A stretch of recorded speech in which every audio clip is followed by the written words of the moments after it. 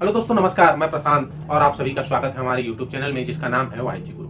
दोस्तों, आज की इस वीडियो में मैं आपके साथ शेयर करने वाला हूं 11th अकाउंटेंसी में कैश बुक रोकड़ बही हम किस तरह से तैयार करते हैं। सबसे पहले कैश बुक क्या है और ये क्यों बनाया जाता है। कैश बुक जो नगद सौदे होते हैं, जो कैश ट्रांजेक्शन होते हैं, उनका लेखा करने के लिए तैयार किया गया एक बुक होता है जिसमें हम जर्नल की जगह जिसका यूज करते हैं। हमने अपने पिछले वीडियो में आपको बताया कि जर्नल के वर्कलोड को कम करने के लिए उसके अलग अलग पुस्तकों में डिवाइड कर दिया जाता है जो सब्सिडायरी बुक कहलाते हैं, सहायक बहियां कहलाती हैं। ये दो प्रकार के होते हैं, उधार और नगद। अगर आप इसका डिटेल जानना चाहते हैं तो आपको लिंक डिस्क्रिप्शन बॉक्स में उपलब्ध करा दिया जाएगा। आप वहां से इसका पूरा डिटेल देख सकते हैं कि सब्सिडायरी बुक क्या होता है और क्यों बनाया जाता है। आगे हम बात करेंगे कैश बुक। कैश बुक ये नगद लेन देनों को लिखने के लिए तैयार किया जाता है। इसमें समस्त प्रकार के कैश ट्रांजैक्शन लिखे जाते हैं, चाहे वो वस्तुओं से रिलेटेड हो, गुड्स परचेस या सेल से रिलेटेड हो, या एसेट के सेल और परचेस से रिलेटेड हो। कैश बुक के दो साइड होते हैं, डेबिट साइड और क्रेडिट साइड। सबसे पहले मैं इसका प्रोफार्मा आपको समझा देता हूं। डेबिट साइड में पहला कॉलम जो होता है वो डेट का होता है, दिनांक। दूसरा विवरण पर्टिकुलर। तीसरा कॉलम होता है वाउचर नंबर का, है ना, प्रमाणक संख्या हिंदी में कहते हैं। चौथा होता है लेजर फोलियो का, खाता पृष्ठ संख्या। और पांचवा कॉलम है अमाउंट लिखने का। जितने कॉलम डेबिट साइड में होते हैं सेम उतने ही आपको क्रेडिट साइड में भी मिलेंगे। डेट में हम उस तारीख का उल्लेख करते हैं जिस तारीख को ट्रांजेक्शन हुए। पर्टिकुलर में उस खाते का नाम हम मेंशन करेंगे जो खाता इस ट्रांजेक्शन से प्रभावित हुआ है। ये दो कॉलम जो है वाउचर नंबर और लेजर फोलियो के, इन दोनों का यूज हमें नहीं करना है। प्रमाणक संख्या में व्यापारी उस रसीद का नंबर लिखते हैं जिस रसीद के माध्यम से ये लेन देन हुआ है। हर लेन देन जब होता है तो उस लेन देन को सर्टिफाई करने के लिए, प्रमाणित करने के लिए कुछ वाउचर के यूज होते हैं। तो उस वाउचर का एक नंबर होता है, उस नंबर को यहां मेंशन किया जाता है। ऐसे ही खाता पृष्ठ संख्या। खाता पृष्ठ संख्या का यूज है ना इसलिए किया जाता है ताकि जो यहां हमने खाता मेंशन किया है, इस खाते को लेजर में किस पेज नंबर पर इसकी पोस्टिंग की गई उस पेज नंबर को यहां दिखाते हैं। पर हमको पढ़ाई के लिए या एग्जाम के लिए यहाँ कुछ डालने की आवश्यकता नहीं होती है। ये व्यापारी अपनी सुविधा के लिए यूज करते हैं। अमाउंट वाले कॉलम में हम वो राशि लिखेंगे, वो रकम लिखेंगे जो ट्रांजैक्शन में प्रभावित हुआ है। तो इस तरह से रोकड़ बही के ये प्रारूप है। रोकड़ बही में एंट्री कैसे होती है, इसका क्या नियम है? बहुत ही सिंपल सा नियम है। जब हमको पैसा मिलता है, जब पैसा मिलता है तो डेबिट साइड में, और जब पैसा पेमेंट करते हैं तो क्रेडिट साइड में लिखते हैं। सिंपल सी बात है। प्राप्त होगा तो डेबिट साइड में, हम रिसीव करेंगे डेबिट साइड में, पेमेंट करेंगे तो क्रेडिट साइड में। जब भी कोई लेन देन होगा, ट्रांजैक्शन होगा, तो उसकी हम क्या कर लेंगे, मन में हम अपने मन में एक जनरल एंट्री बना लेंगे, जनरल एंट्री कर लेंगे। जनरल एंट्री में अगर रोकड़ खाता वहां प्रभावित हुआ है, रोकड़ खाते पे उसका इफेक्ट पड़ा है, तो अगर डेबिट हुआ है तो डेबिट साइड में, अगर क्रेडिट हुआ है तो क्रेडिट साइड में अपोजिट खाते का नाम लिखेंगे। मतलब अगर डेबिट साइड लिख रहे हैं तो क्रेडिट होने वाले खाते का नाम लिखेंगे, क्रेडिट साइड में लिखेंगे तो जो डेबिट हुआ है उसका नाम लिखा जाएगा। डेबिट में जिस खाते का नाम लिखेंगे उसके साथ से शब्द लिखेंगे, इंग्लिश में टू, खाते के नाम के सामने टू लिखा जाता है। हिंदी में लिखते हैं तो खाता से लिखते हैं। क्रेडिट में जिस खाते का नाम हम मेंशन करेंगे उसके नाम के सामने बाई शब्द लिखेंगे, इंग्लिश में अगर हम एंट्री कर रहे हैं, और हिंदी में कर रहे हैं तो को शब्द लिखेंगे। कैश बुक का बैलेंस हमेशा डेबिट होता है। तो अगर क्वेश्चन में आपको बैलेंस दिया हुआ है, प्रारंभिक शेष दिया है, तो वो हम डेबिट साइड में मेंशन करेंगे। डेबिट क्यों होता है? अब जैसा बताए कि डेबिट साइड में हम समस्त प्राप्तियों को लिखते हैं, जो भी हमको रिसीप्ट हुआ वो डेबिट साइड में लिखा जाता है, पेमेंट को हम क्रेडिट साइड में लिखते हैं। तो सिंपल सी बात है, आपको जितना पैसा मिला है उससे अधिक का आप पेमेंट कैश में नहीं कर सकते। कर सकते हैं क्या? नहीं कर सकते। अगर आपके जेब में 100 रुपए हैं तो आप 100 रुपए तक ही खर्च कर सकते हो। आप 200, 300, 500 रुपए खर्च नहीं कर सकते। संभव ही नहीं है कि अगर 100 रुपए पॉकेट में है तो 100 रुपए ही हम कैश में खर्च कर सकते हैं। कैश में आजकल तो फोन का जमाना है, हम पेटीएम पे, फोन पे और विभिन्न प्रकार के, है ना, यूपीआई माध्यम से पेमेंट तो कर सकते हैं बिना कैश के भी। लेकिन कैश में जब हम बात करते हैं, जहां कैश का ट्रांजेक्शन हो, वहां पर हम 100 से ज्यादा खर्च नहीं कर सकते क्योंकि हमारे पॉकेट में 100 रुपए ही है। तो सीधी सी बात है, जितना हमारे पास है हम उससे ज्यादा पेमेंट नहीं कर सकते कैश में। तो इस कारण से क्रेडिट साइड कभी भी ज्यादा नहीं होता, हमेशा डेबिट साइड ही अधिक होता है। हाँ, ये हो सकता है कि हमारे पास जितने हैं हम पूरे का पूरा खर्च कर दें और हमारे पास पैसे समाप्त हो जाए, खत्म हो जाए, तो जीरो हो जाएगा, दोनों साइड का टोटल बराबर होगा, कोई बैलेंस नहीं आएगा। नॉर्मल स्थिति में हमेशा इसका डेबिट शेष डेबिट बैलेंस होता है। क्यों होता है ये कारण बता दिए। अब चलिए एक क्वेश्चन ले लेते हैं और उस क्वेश्चन को सॉल्व करके आपको समझाते हैं कि कैश बुक में किस प्रकार से ट्रांजेक्शन लिखे जाते हैं। निम्नलिखित व्यवहारों को साधारण रोकड़ बही में लिखिए। साधारण रोकड़ बही में रोकड़ बही 4 प्रकार की होती है, आप पिछला वीडियो देख सकते हैं। 4 प्रकार की होती है, हमने डिटेल किया है। 4 प्रकार में पहला होता है साधारण रोकड़ बही, जो अभी हम देख रहे हैं, सिंपल कैश बुक। जो 3 टाइप है और कैश बुक के, वो हम आगे आपको अगले वीडियो में उसका डिटेल आपको समझाएंगे। अगर अभी तक आपने हमारे चैनल को सब्सक्राइब नहीं किया है तो ऐसे और वीडियो के लिए और जानकारियों के लिए आप हमारे चैनल को प्लीज सब्सक्राइब कर लीजिए। अगर आप हमारे सब्सक्राइबर हैं तो बेल आइकन को प्रेस कर लीजिए, उसे ऑन कर लीजिए, ताकि वीडियो का नोटिफिकेशन आपको समय पर मिल सके। चलिए क्वेश्चन शुरू करते हैं। निम्नलिखित व्यवहारों को साधारण रोकड़ बही में लिखिए। 2006 जून 1 रोकड़ शेष 8,950। जून 2 पारस 22 को दिए 3,960। जून 3 वेतन दिया 150। जून 4 मोहनलाल से मिले 560। जून 5 नगद विक्रय 375। जून 6 फर्नीचर खरीदा 450। जून 7 नगद माल क्रय किया 270 और जून 10 किराया दिया 135 रुपए। ये हमारा क्वेश्चन है। इस क्वेश्चन से हमें आगे सॉल्व करना है। सबसे पहले हम इस डेट में उस वर्ष को मेंशन करेंगे जिस वर्ष में हम लेन देन कर रहे हैं, 2006। फिर इसके बाद हम लिखते हैं माह का नाम जून, है ना, दोनों साइड हम लिख सकते हैं इस तरह से, जून लिख लीजिए। और तारीख 1 तारीख। जून 1 को क्या हुआ, प्रारंभिक शेष दिया है तो उसको हम लिखते हैं शेष लाया गया, बैलेंस। ये ओपनिंग बैलेंस है। हम इस ओपनिंग बैलेंस को हम यहाँ पे बैलेंस की राशि दी हुई है 8,950 रुपए,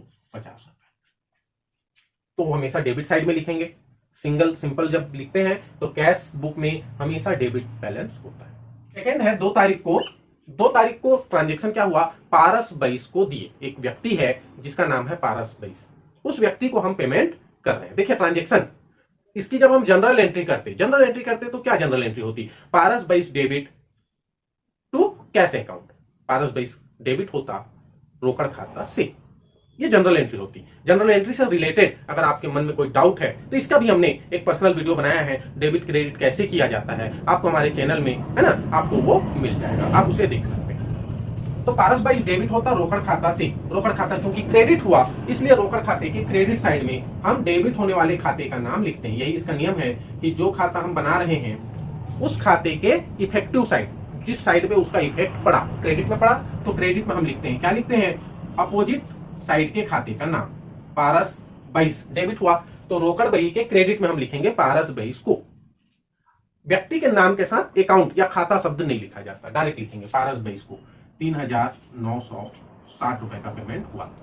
इसके बाद 3 तारीख को जून 3 वेतन दिया। जनरल एंट्री होगी वेतन खाता डेबिट रोकड़ खाता से, ठीक है। Salary account debit to cash account. Cash account credit हुआ तो कैश अकाउंट के फिर क्रेडिट साइड में हम क्या लिखेंगे, वेतन खाता को 150 रुपए। यह सिंपल सी बात है। ये सारे क्या हो रहा है, पेमेंट हो रहे हैं। पेमेंट होंगे तो क्रेडिट साइड में लिखेंगे। जून 4 मोहनलाल से मिले हैं, डेबिट साइड में लिखेंगे। जनरल एंट्री क्या होगी, cash account debit to Mohanlal, रोकड़ खाता डेबिट मोहनलाल से। तो रोकड़ खाता डेबिट हुआ तो रोकड़ खाते के डेबिट में लिखेंगे। क्रेडिट होने वाले खाते का नाम मोहनलाल, क्रेडिट हुआ है तो मोहनलाल से, व्यक्ति के नाम के साथ खाता शब्द नहीं लिखेंगे। अमाउंट है 560 रुपए। फिर नेक्स्ट है 5 जून को नगद विक्रय, है ना, कैश में माल बेचा। कैश में माल बेचा मतलब पैसे मिले, पैसे मिलते हैं तो डेबिट साइड में लिखते हैं। जनरल एंट्री इसकी अगर हम करते तो क्या होता, cash account debit to sales account, रोकड़ खाता डेबिट विक्रय खाता से, तो यहां लिखेंगे विक्रय खाता से टू सेल्स अकाउंट। इंग्लिश में हम करते तो लिखते टू सेल्स अकाउंट। 375 रुपए का माल बेचा गया। 6 तारीख को फर्नीचर खरीदा है। फर्नीचर खरीदेगा तो पेमेंट करेगा। यहां हम कैश वाले ट्रांजेक्शन का ही एंट्री करेंगे, उधार होगा तो उसकी एंट्री यहां पर नहीं होगी। जो कैश नगद लेन देन है, कैश ट्रांजेक्शन है, वही लिखेंगे। 6 तारीख फर्नीचर खरीदा, फर्नीचर खरीदे, जनरल एंट्री हम करते। जनरल एंट्री क्या होती, जनरल एंट्री होती furniture account debit to cash account, furniture खाता डेबिट रोकड़ खाता से। अब रोकड़ खाता क्रेडिट हुआ तो रोकड़ खाते के क्रेडिट में लिखेंगे डेबिट होने वाले खाते का नाम। डेबिट होने वाला खाता है फर्नीचर खाता, तो फर्नीचर खाता को डेबिट साइड लिखते हैं तो खाते के नाम के साथ टू या से शब्द जुड़ता है, क्रेडिट में बाई या को शब्द जुड़ता है। इंग्लिश में लिखते हैं तो सामने बाई फर्नीचर अकाउंट, हिंदी में लिखते हैं तो फर्नीचर खाता को। अगला है 7 तारीख को। 7 तारीख को नगद माल खरीदा। 7 तारीख को नगद माल खरीदा, एंट्री होगी purchase account debit to cash account, क्रय खाता डेबिट रोकड़ खाता से।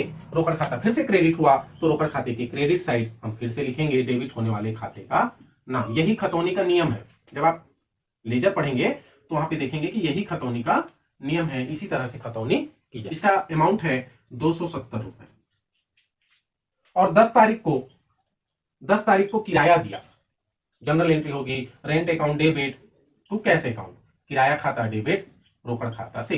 तो किराया खाता डेबिट हुआ है तो रोकड़ खाते के क्रेडिट में। ये रोकड़ खाता भी है और रोकड़ बही भी है, कैश अकाउंट भी है और कैश बुक भी है, अलग अलग नहीं होता है, दोनों के लिए एक ही है ना हम यूज करते हैं। क्योंकि जो जानकारी हमें कैश अकाउंट से मिलेगी वो पूरी जानकारी कैश बुक दे देता है, तो अलग से फिर कैश अकाउंट खोलने की कोई आवश्यकता नहीं होती है। इसका अमाउंट है 135 रुपए। अब हमने सारे ट्रांजेक्शन कंप्लीट कर लिए, जितना दिया था क्वेश्चन में हमने सब उतार लिया। अब हम क्या करेंगे, अब हम इसका बैलेंस निकालेंगे। बैलेंस निकालेंगे, टोटल कर लेते हैं। डेबिट का टोटल हमेशा अधिक होगा। देखिए डेबिट का हमने टोटल किया, डेबिट का टोटल आया 9,885 रुपए। डेबिट का टोटल है 9,885 रुपए। क्रेडिट साइड सेम उसी लाइन में, उसी एक सेम लाइन में हमें इधर भी टोटल करना है, आगे पीछे नहीं करेंगे, आगे पीछे नहीं करेंगे, एकदम सीधे। जैसे क्या हुआ यहाँ देखिए 1 2 3 3 लाइन में ट्रांजेक्शन खत्म हो गए, यहाँ 5 लाइन, तो यहाँ चौथे लाइन पे यहाँ पे टोटल और इसका यहाँ पे टोटल नहीं करेंगे, टोटल होगा एक सीध में समानांतर रेखा में। तो हमने दोनों का टोटल कर लिया। अब इधर का हम जोड़ के देखते हैं, इधर का रफ में जोड़ेंगे, अलग से कहीं पे जोड़ लीजिए।